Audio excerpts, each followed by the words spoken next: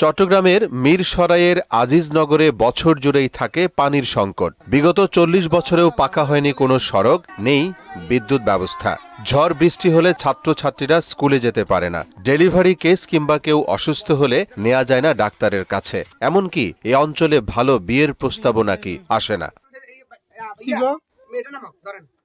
২০টি মাটির সিঁড়ি পেরিয়ে প্রায় ৩০ ফুট নিচে গিয়ে এভাবে পানির ব্যবস্থা করতে হয় এখানকার বাসিন্দাদের।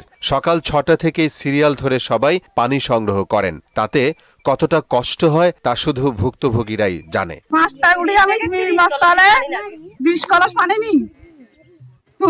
বিয়ের পরে আমি নাস্তা কিছু বানাতে চাই।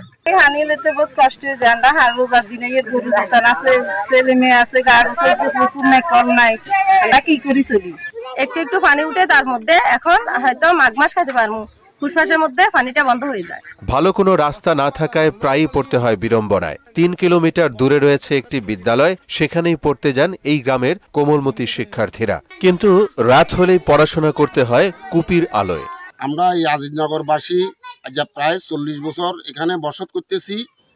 এই রাস্তাটা এখনো সংস্কার হয় নাই। ছেলে মেয়ে স্কুলে যেতে পারতেছে না। অনেক সময় রোগীগুলো অসুস্থ হয়, রাত বিরাত গাড়ি নিয়ে আসতে পারে না। অনেক চিন্তিত ড্রাইভারকে ফোন দিয়ে যে আমাদেরকে একটু আজিজনগর থেকে আসে নিয়ে যাও। ড্রাইভার বলে আজিজনগর গাড়ি যাবে না, আপনারা হাঁটি আসেন। গভীর নলকূপ ও রাস্তার বিষয়ে চেয়ারম্যান ও জনস্বাস্থ্য বিভাগকে নির্দেশনা প্রদান করা হয়েছে। শীঘ্রই সমস্যার সমাধান হবে বললেন এই কর্মকর্তা। কষ্ট করছে জনগণ, এই বিষয়টা নিয়ে জনস্বাস্থ্য প্রকৌশলীর সাথে কথা বলে ইতিমধ্যে আমার করার ইউনিয়নের দায়িত্বপ্রাপ্ত চেয়ারম্যানকে বিষয় নির্দেশনা দেওয়া হয়েছে। রাস্তার উন্নয়ন সহ বিদ্যুৎ ও নলকূপ স্থাপনে প্রয়োজনীয় উদ্যোগ নেবে কর্তৃপক্ষ, আশা গ্রামবাসীর। মোহাম্মদ ওয়ালিউল্লাহ, মোহনা সংবাদ।